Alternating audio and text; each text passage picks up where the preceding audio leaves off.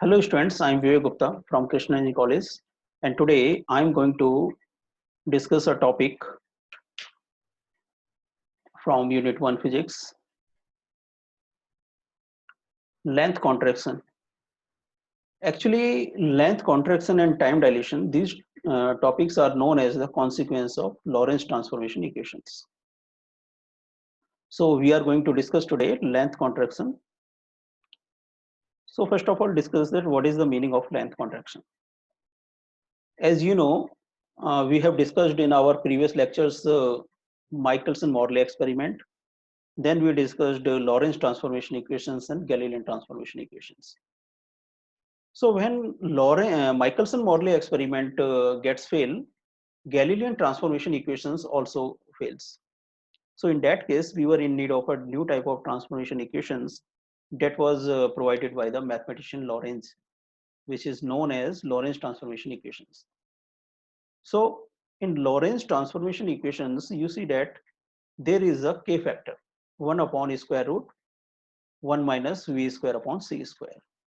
This k factor plays a very great role. We have so many drastic results, and the consequences are very surprising that you get the length contraction and time dilation type phenomena. So actually, when we say length contraction, it means after in a different frame, length is contracted. If you are looking a rod from one frame and rod is in the other frame which is moving, so the length will be contracted. It is very surprising result from the Lorentz transformation equations. According to the theory of special relativity, objects appear to contract in the direction they are traveling when they are moving as fast as speed of light. तो पहली चीज तो ये कि ये जो phenomena है ये तब हमें महसूस होती है या अपना रोल प्ले करती है जब स्पीड इस लाइट ऑफ की स्पीड के कंपेरेबल होती है. अगर स्पीड कम है तो हम ये ऑब्जर्व नहीं कर पाते हैं जो लेंथ का कॉन्ट्रैक्शन होगा. तो अगर कोई एक फ्रेम दूसरे फ्रेम के रिस्पेक्ट में लाइट की स्पीड के कंपेरेबल मूव कर रहा है तो फर्स्ट फ्रेम से अगर हम उसमें देखेंगे तो जो अगर कोई रॉड रखी हुई है या कोई भी उसमें ऑब्जेक्ट है तो उसकी जो लेंथ है वो मूविंग डायरेक्शन के रिस्पेक्ट में रिड्यूस हो जाती है. So here you can see that a rod is lying in the moving frame. L naught is the length of the rod. When it is moving, the length get reduced. अगर कोई sphere है हमारे पास and it is moving in x direction, तो moving frame में वो हमको fix frame से एक इलिप्टिकल फॉर्म में दिखाई देगा. उसका शेप धीमे धीमे चेंज हो जाएगा. जैसे जैसे स्पीड बढ़ती जाती है लेंथ कॉन्ट्रैक्शन का इफेक्ट इंक्रीज होता जाता है. इस फिनोमिना को समझने के लिए हम यहाँ एक एनिमेशन देखते हैं. आपके पास अगर दो फ्रेम है एस और एस डैश और एस डैश फ्रेम में कोई एक रॉड रखी हुई है जिसकी लेंथ एल नॉट है. तो फ्रेम एस से अगर मैं देखूंगा दोनों अगर रेस्ट पर हैं तो it will be L not. मुझे ओरिजिनल उसकी लेंथ दिखाई देगी. But if S dash frame is moving with velocity v, अगर ये जो एस डैश फ्रेम है ये v वेलोसिटी से s के रिस्पेक्ट में मूव करने लगे, in that case the length will be changed and it will be reduced. और जो नई लेंथ मुझे दिखाई देगी या जो अपीयर होगी वो l होगी and l will be less than l naught. So this phenomena is known as length contraction and the formula is l equal to l naught 1 upon under root 1 upon 1 minus v square upon c square, and here l is less than l naught. Thus, the length of the rod moving with the velocity v relative to the observer at rest is contracted by a factor root 1 minus v square upon c square in the direction of motion. जिस भी direction में motion है movement हो रहा है उस direction में ये रिड्यूस हो जाती है. This is known as length contraction. जैसे कि अगर कोई स्फीयर मूव कर रहा है तो वो इलिप्स की फॉर्म में हमें दिखाई देगा. सर्कुलर ऑब्जेक्ट इलिप्स की फॉर्म में दिखाई देता है. So now comes to the definition. Length contraction is the phenomena that a moving object length is measured to be shorter than its proper length. तो ये proper length क्या होता है? Proper length of the object is the length which is measured in the object's own rest frame. यानी अगर आप किसी rod की लेंथ मेजर कर रहे हैं और आप उसी फ्रेम में मौजूद हैं, तो आपके लिए वो प्रॉपर लेंथ होगी। इवन आप एक स्पेस क्राफ्ट में हैं और वो काफी स्पीड के साथ मूव कर रहा है, लेकिन रॉड की लेंथ आप उसी स्पेस क्राफ्ट में मेजर कर रहे हैं, तो वो आपके लिए प्रॉपर लेंथ होगी। लेकिन अगर कोई फिक्स फ्रेम से दूसरे फ्रेम से उसको ऑब्जर्व करेगा, तो उसके लिए वो प्रॉपर लेंथ नहीं होगी। तो proper length means when you are observing the length in the same frame. Length contraction का रीजन क्या है, कॉज क्या है? Cause of length contraction. Length contraction arises due to the fact that the speed of light in vacuum is constant in any frame of reference. ये जो consequence हमें Michelson model से मिला, उसी को यूज करते हुए हमें ये पता लगता है कि लेंथ कॉन्ट्रैक्शन पॉसिबल है और ऐसा होता है। Now comes to the derivation part. Length contraction का डेरिवेशन देखते हैं। यहां पर देखिए हमारे पास दो फ्रेम हैं, एस और एस डैश। दो फ्रेम हमने लिए, एस और एस डैश, और एस फ्रेम में ऑब्जर्वर है जो उसको स्टडी कर रहा है, और फ्रेम एस डैश में एक रॉड रखी है जिसकी लेंथ, ये मान लीजिएगा यहाँ पे अगर ये एस डैश फ्रेम में है तो इसकी लेंथ एल नॉट है। यानी अगर इसी फ्रेम में आप मौजूद हैं और इसकी लेंथ को मेजर करते हैं तो ये लेंथ एल नॉट है, एल नॉट इसकी लेंथ आती है। और ये जो फ्रेम है ये v वेलोसिटी से फर्स्ट फ्रेम के रिस्पेक्ट में मूव कर रहा है, ये वेलोसिटी हमारे पास v है। तो इस रॉड के जो कोऑर्डिनेट होंगे सेकंड फ्रेम में, जो मूविंग फ्रेम है उसमें x1 डैश और x2 डैश होंगे, और फ्रेम फर्स्ट से अगर देखें तो इसके कोऑर्डिनेट x1 और x2 होंगे। So let's assume that L naught equal to x2 dash minus x1 dash. Suppose this is equation number 1. अगर फर्स्ट फ्रेम से देखें तो उसे जो लेंथ में अपीयर होगी वो L है, सो L will be x2 minus x1. This is suppose equation number 2. तो दो इक्वेशन हमने मानी, L equal to x2 minus x1, L not equal to x2 dash minus x1 dash. Now from Lorentz transformation equations, now from Lorentz transformation equations, ये हमें क्या देते हैं, x dash जो हमने रिलेशन निकाला था उसको यूज कर रहे हैं, तो x dash x1 dash equal to x1 minus vt upon square root 1 minus v square upon c square, and x2 dash will be x2 minus vt upon square root 1 minus v square upon c square.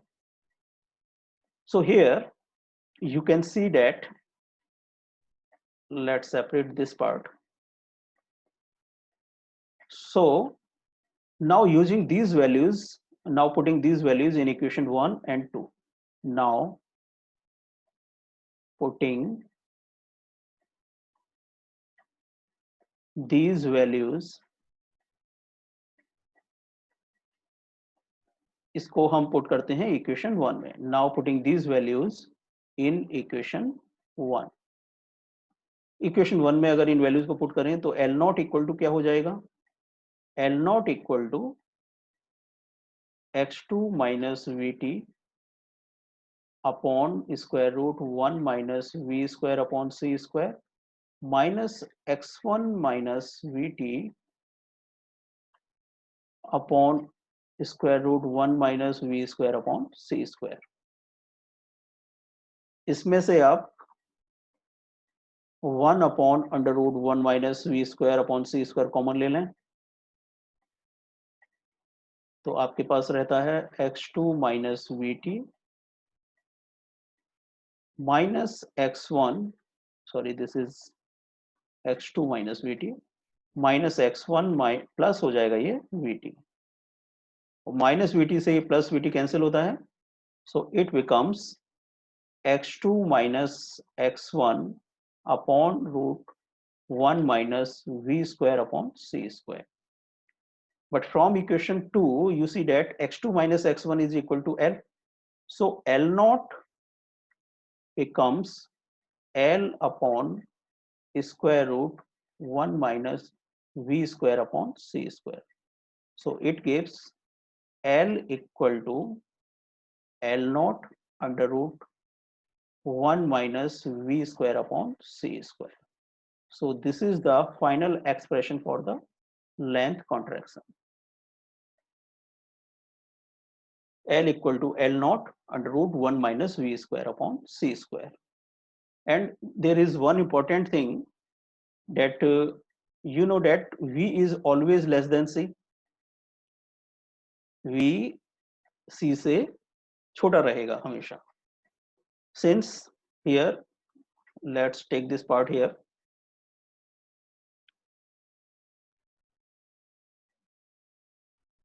Since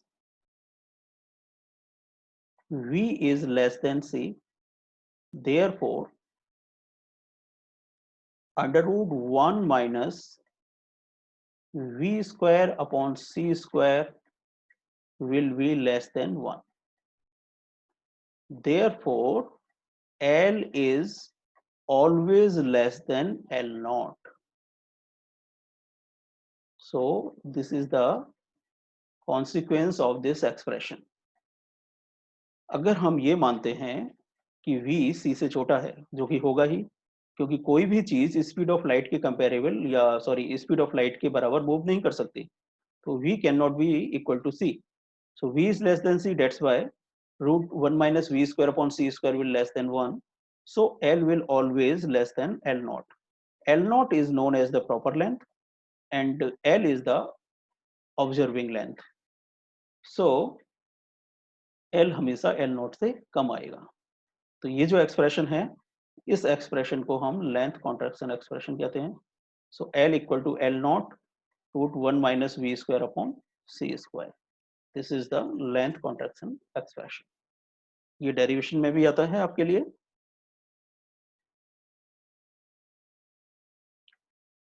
इस पर numerical देखते हैं. Length contraction पर numerical किस तरीके से आते हैं. Calculate the percentage contraction in the length of a rod in a frame of reference moving with velocity 0.8 c in direction parallel to its length. Let's solve it.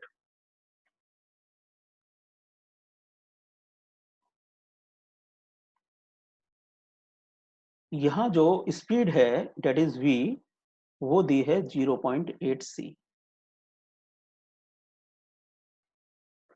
Percentage हमें contraction निकालना है, तो percentage जो contraction होगा उसका formula क्या होगा. जो परसेंटेज कॉन्ट्रैक्शन है हमारे पास, उसका फॉर्मूला क्या होगा. अगर हम प्रॉपर लेंथ एल नॉट ले लें अगर, तो L not minus L upon L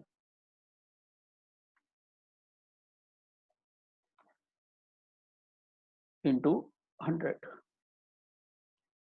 So this is the formula for percentage contraction. So now I am to calculate L.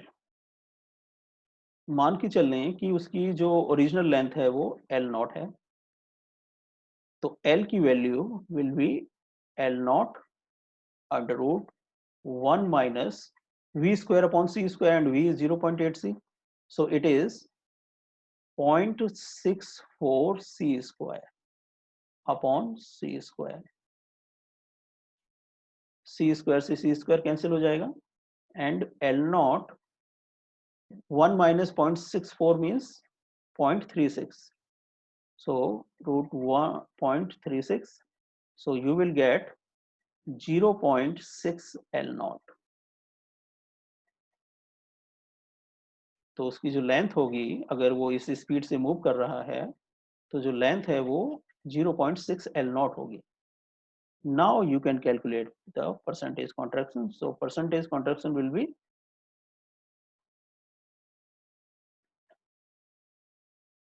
L naught minus 0.6 L naught upon L naught into 100. So L naught minus 0.6 L naught will give 0.4 L naught upon L naught into 100. L naught से L naught cancel हुआ, so it will be 40%. So that is the answer, 40%. So here you see that जो contraction है वो 40% के करीब होगा, 40% हो जाएगा। Calculate the percentage contraction length of a rod in a frame of reference moving with velocity 0.8 c, यानी कि कोई फ्रेम जो 0.8 c से मूव कर रहा है उसमें कोई एक रॉड रखी हुई है, और वो रॉड किसी दूसरे फ्रेम से जब दिखाई देगी तो ये जानना था हमें कि उसमें कितने परसेंटेज कॉन्ट्रैक्शन हमें महसूस होगा। So it will be 40%।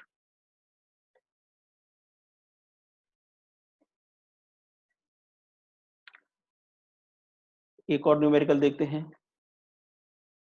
A rod has a length of 100 centimeter when the rod is in the satellite moving with a velocity that is 1/2 of the velocity of light relative to the laboratory. What is the length of the rod as determined by an observer in the satellite and in the laboratory? एक rod है जिसकी length है 100 centimetre, और वो rod एक satellite में रखी हुई है जो 0.5 c की स्पीड से मूव कर रहा है, 1/2 of the speed of light laboratory के रिस्पेक्ट में। मान के चले लेबोरेटरी अर्थ पे है, तो अर्थ के रिस्पेक्ट में वो 0.5 c की स्पीड से मूव कर रहा है। तो हमें ये बताना है कि यहाँ पर अगर हम सैटेलाइट में देखेंगे तो रॉड की लेंथ क्या होगी, और अगर हम लेबोरेटरी से देखेंगे तो रॉड की लेंथ क्या होगी। तो अब देखिए, पॉइंट ये है कि ऑब्जर्वेशन कहाँ से हो रही है। अगर फर्स्ट पार्ट को अगर हम देखें, ये सपोज यहाँ पर एक लैब है हमारे पास। इस लैब में आप एक ऑब्जर्वर हैं,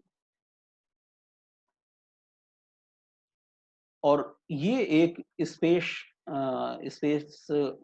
सॉरी, यहाँ पर स्पेस में कोई स्पेसक्राफ्ट मूव कर रहा है ये, और ये जो स्पेसक्राफ्ट मूव कर रहा है इसमें एक दूसरा ऑब्जर्वर है, लेकिन रॉड इसमें यहीं पर रखी हुई है स्पेसक्राफ्ट में, जिसकी लेंथ 100 सेंटीमीटर।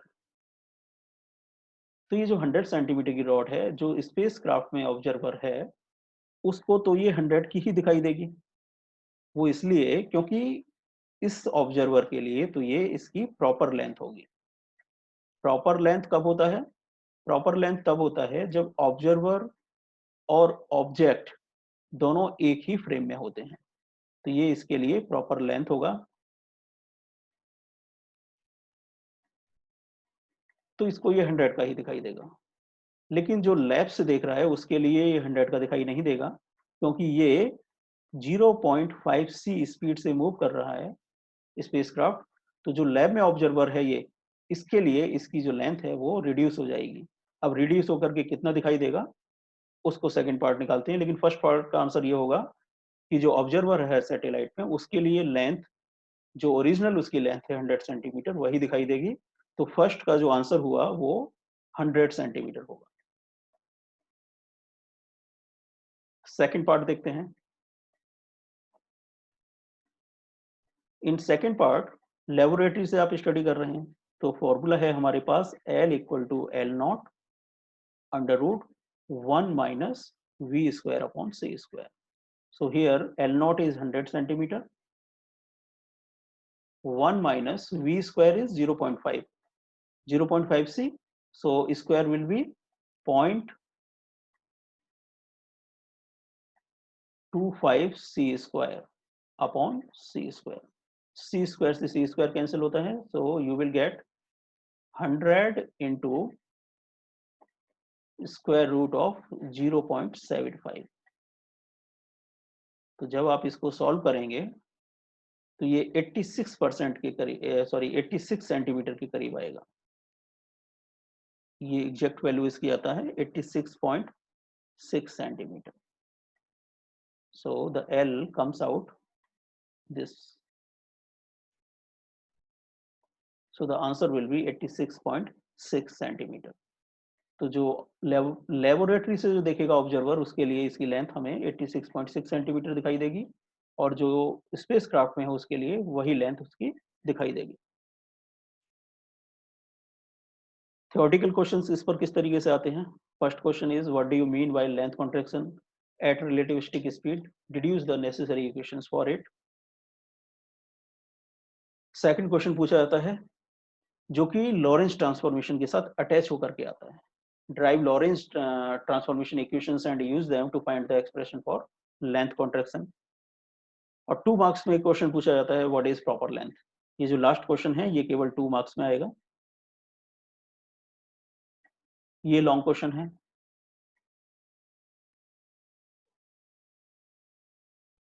तो ये भी लॉन्ग क्वेश्चन के साथ ही आता है। तो इस तरीके से ये थ्योरेटिकल क्वेश्चंस आपसे पूछे जाते हैं लेंथ कॉन्ट्रैक्शन पर। So that's all for today and thanks for listening. In next lecture we will discuss about the time dilation, which is also the consequence of the Lorentz transformation equations. So thanks for today.